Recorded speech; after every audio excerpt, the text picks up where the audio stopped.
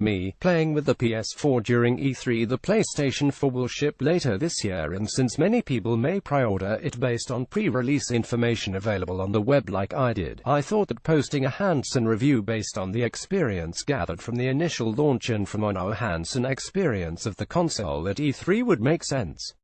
By now, most of the PS4-related information is expected to remain unchanged until the public availability, and basically you're not going to get to know much more besides launch titles until the retail units arrive. So here is everything that we do know about PS4.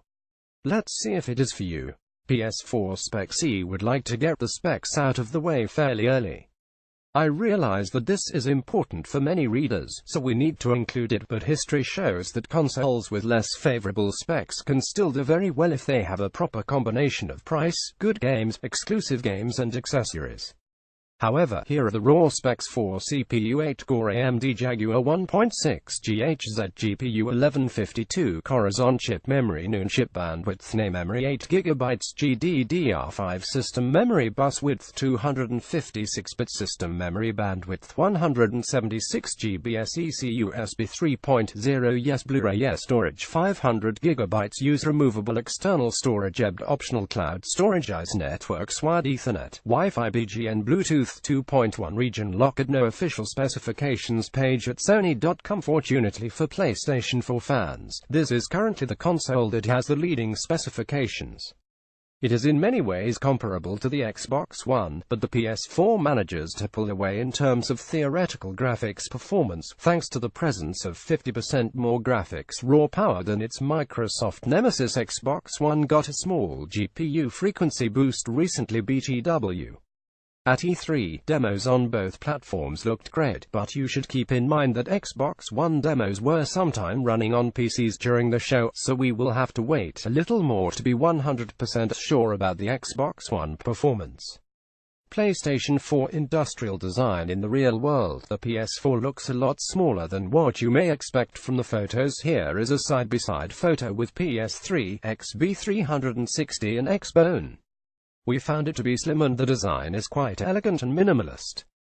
Since beauty is in the eye of the beholder, we'll give you a lot of photos to look at, but let us know in the comments what your own take on the matter is. Here are the photos, so take a look for yourself. The PS4 doesn't come with a power brick like the Xbox One does. This has made some noise recently, and if you really care about the particular detail, you'll be happy to know that the PS4 power supply is integrated into the console and that the cable is just a regular slim electric cable. Few ports. In terms of functional design, the PS4 will be able to either stand like a mini tower or rest on its side, set-top box style. The main controls, power, eject and a couple of USB ports are hidden in the space in between the two console sections. It's discreet but very accessible at the same time. In the back, users will find additional ports: 1x full-size HDMI, 1x Ethernet, 1x SPIDF optical audio and another USB port, 2x USB discreetly placed in the front. The back also has ample cooling vents, and if the early PS3 provides any indication, one has to wonder how loud the fans are going to be. Unfortunately, trade shows are a terrible place to form an opinion on this, so we will get back to that down the road when I can play with one in a more quiet environment. More ports in the back and a simple power connect. ps4 controller. My first impression about the PlayStation 4 controller is that it looks and feels very similar to the existing PS controllers. However, there are notable differences. The new controller is a little bit bulkier and heavier, which makes it feel more sturdy, but fret not, the change is not a big deal at all if you feel comfortable with the classic PS controller. I had no problem at all when I played games at E3. The force feedback of the controller felt really nice. I didn't do a side-by-side comparison with the Rumble form, the current ones, but from what I remember, it felt more powerful, which helped with the overall immersion in the game. Controller touch panel. This is the most obvious change in the PS4 controller. Interestingly, I didn't miss the PS Start and Select buttons while using the controller at E3, but that's probably because I didn't try pausing the game, or do something like that. The touch panel is designed to act like a laptop trackpad. Depending on the game, you can do all kinds of gestures, bring a menu, throw objects, etc. Imagination is the only limit to what developers can do. This is really the embodiment of the fact that nothing can stay away from some kind of touch interface. Hoenn is probably the best game to illustrate what the touchpad can do, as it gives you a fine control over your character on screen. Something that would be very difficult with any other form of control. PS4 motion control and iCamera. The PS4 iCamera can track the controller motion. Sony has introduced the iToy for some time now. The new PS4 iCamera works in a similar fashion and is capable of reading the motion of the PS4 controller, thanks to the front built-in tracker. Sony has demonstrated games that could read subconscious movements that players do, like ducking or moving the controller forward. The otherwise innocuous actions can now have real repercussions on the game. The information can be used by game developers to trigger some motion in the game, or simply to read your level of excitement, nervousness or fear. This opens new opportunities for developers to innovate, and the E3 demos were pretty interesting. Now we need to wait and see how things will turn out. The iCamera can also track motion, and Sony has demonstrated that feature before. Here's a video below. Since the camera cannot perceive depth information, it's more difficult for developers to do everything that Kinect can do, like build 3D models from the camera input.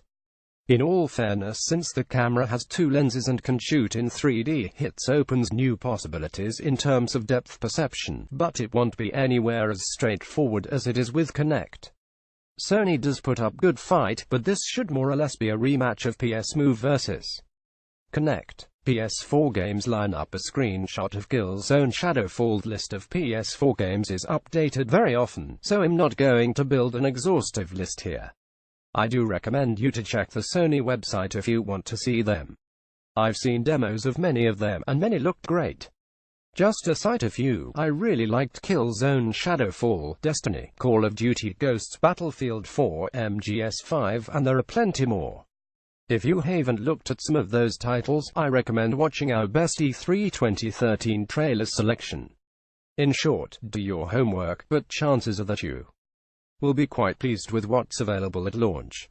In the end, games are what this is all about, so when it comes to it, forget specs, forget brands, just make sure that what you want to play will be available in the reasonable time frame. Sony PlayStation 4 games DRM policy. With the fortunate Microsoft flip-flop in terms of games DRM, the differences between the two platforms are much less than what it was at E3. The public has spoken, and people don't want any DRM scheme that will limit them when compared to what they can do today. Sony has pretty much done so since the beginning, and their policy is basically it's your CD, your game, do what you want with it. If you are a PS3 owner, things will simply be like that. Now, keep in mind that third-party publishers are free to require a login or anything else for the specific games, but it is not something that Sony will enforce on its platform. You still have to do a little bit of research, but overall, things are no different than they are on PS3. Conclusion: Sony has positioned itself to deliver a more affordable package, and despite the hot debates about the relative value that you get with the Xbox One, it is clear that absolute pricing is extremely important. This generation of consoles will also bring a larger stream of PC ports, since the fundamental technology and optimizations will be much closer than ever between those two worlds.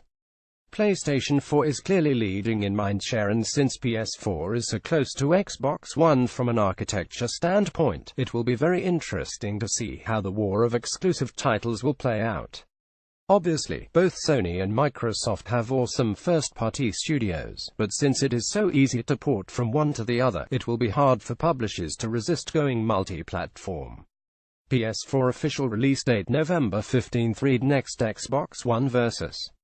PS4 filed in gaming. Read more about PlayStation, PS4 and Sony.